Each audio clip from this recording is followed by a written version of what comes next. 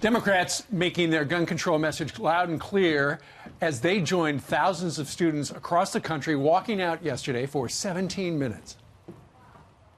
People are sick and tired of gun violence, and the time is now for all of us together to stand up to the NRA. Gun control! Enough is enough!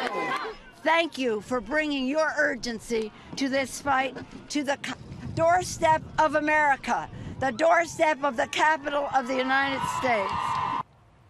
NRA spokesperson Dana Loesch joins us now to react. Dana, what are your thoughts? Well, it's good to see you all this morning. I'm always supportive of people going out and expressing their First Amendment right. Look, I don't want to make apologies for my Second Amendment right, so I don't expect people to make apologies for their First Amendment right.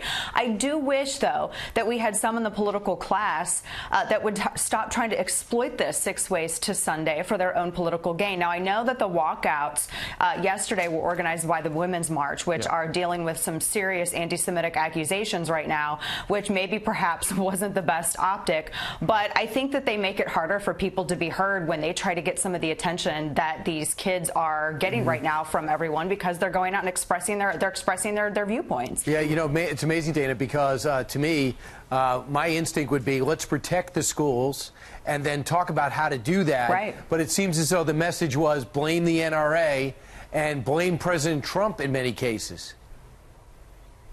Yeah, which doesn't make any sense at all, because President Trump wasn't the one down in Parkland not paying attention to the 45 calls, nor were any law-abiding gun owners who are NRA members. You know, Sheriff Israel had the best day yesterday because nobody was talking about him, and I think that that's how he wants it. No one was talking about his incompetency. No one was talking about his failure to stand up for those kids by answering the 45 calls that came into his department, including calls from the murderer's mother herself, who was even warning law enforcement that this murderer had put a gun to her head before. This, of course, after reports came out that he had punched her so hard in the face, he knocked her teeth out. And I want everyone to not forget that the school also had a file on him, a mental health file, because he had been meeting with therapists, where he was telling therapists that all of his gory fantasies about school shootings. Miami Herald has done absolutely amazing work on this that no one is really paying attention to aside from you all. Yeah, obviously, the protests were originally, a lot of people, Dana, thought it was to commemorate the 17 lives lost, but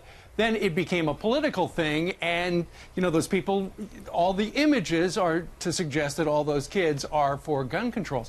The U.S. Congress, though, did something yesterday. The House of Representatives, in a gigantically lopsided vote of 407 to 10, passed the Stop School Violence Act. It was completely bipartisan, and what it's going to do is it's going to try to help people get training so they can identify students who are at risk going forward. Absolutely, and I think that that's making sure that students and teachers are protected is something that everyone can agree on. That shouldn't be a political issue. But I think that, Steve, you make a really good point yesterday as well, because you can memorialize the lives lost, but it doesn't necessarily mean that every single person who went out is somehow supportive of gun control measures. And gun control, let's be clear, gun control wouldn't have prevented what happened yesterday. In fact, the proposals that I have heard wouldn't have prevented what happened yesterday, aside from making sure that schools are that if people want to be able to protect themselves, teachers, educators, and are trained and willing to do so, they can. What would have prevented it yesterday? What would have prevented this massacre is the FBI following up on the 2 tips. I know that the acting deputy director, David Bowditch, came out and said, yes, they did mess up. These were 2 things that they should have followed up on. But again, I want to go back. Ultimately, the murderer is the one responsible. But when you have people like Sheriff Israel who are in the position, and that is their sworn duty to make sure that they follow this down, that's what they should be doing, not blaming mothers like me and law-abiding gun owners across America for the mistakes and his incompetency. Right. That's one thing that we don't want to see. Yeah, and we still have those reports of these deputies telling everyone, I'm standing on the outside. The deputy's story saying that he thought the shots were coming from the outside, but he knew they were coming from the inside because he was telling them to stay away from that building.